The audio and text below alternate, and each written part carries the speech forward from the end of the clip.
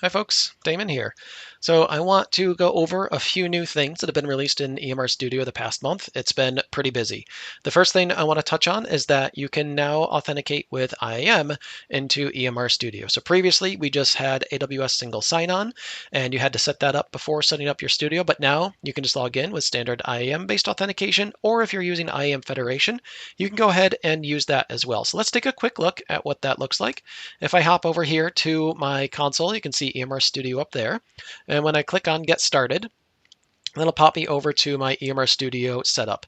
You can create cluster templates in Service Catalog if you want to, but let's just go ahead and click Create Studio. So in here is the Studio setup process, and down here you will see now you can choose between IAM and single sign-on. And if you do choose IAM, if you have a federated identity provider, you can go ahead and provide that there too.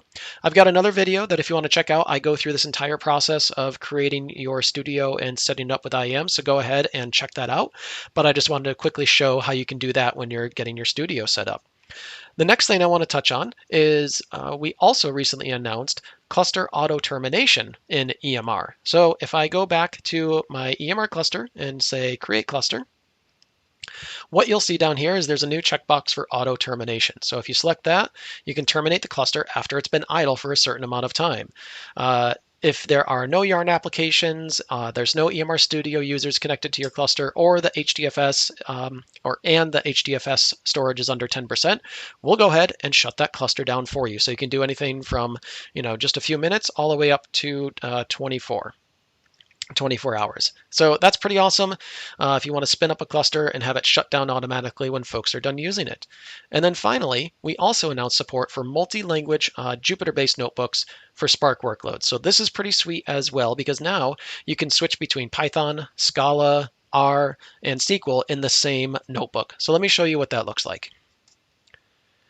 If I hop over to my notebook here, you can see I'm connected to this multi-lane notebooks cluster. There's nothing special about that cluster. It's just running EMR 6.4 where this is supported. And we're using our PySpark kernel. So to start off with, we'll just print a little Python that says, why hello there. Awesome. This cluster is also connected to the Glue data catalog, so I can do a show tables from a database that's in that Glue data catalog. And to be able to switch between the different languages, I just use this Spark magic here. So I'm going to switch over to SQL and do a show tables from this database that's in my data catalog. And in just a second, that'll show me all the tables that are in that database. Awesome. Now we can switch over to Scala. Again, just using that %% Scala Spark. We'll write some Spark SQL in our Scala Spark in our PySpark notebook. No inception here at all, but just to show you how you can use these different languages in the same notebook. So that'll bring back a little bit of data for us and allow us to explore it. And that's quite a bit of data. We've got 40 some odd fields.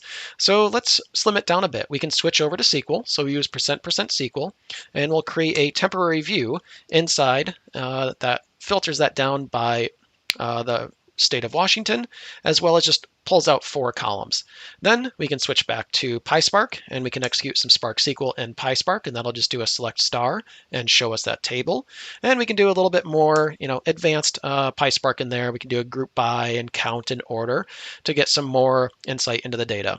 Now, maybe I'm a little bit more comfortable with SQL. Maybe I need a window function or something, and I'm, not really sure how to do that in PySpark. I can just switch back to SQL, again, querying that same temporary table, and do a, select reporter name, count star, and that'll show me the output there in SQL. So that is a really quick overview of how you can use these multi-language notebooks to switch back and forth between different languages in the same notebook. So hope you enjoy that.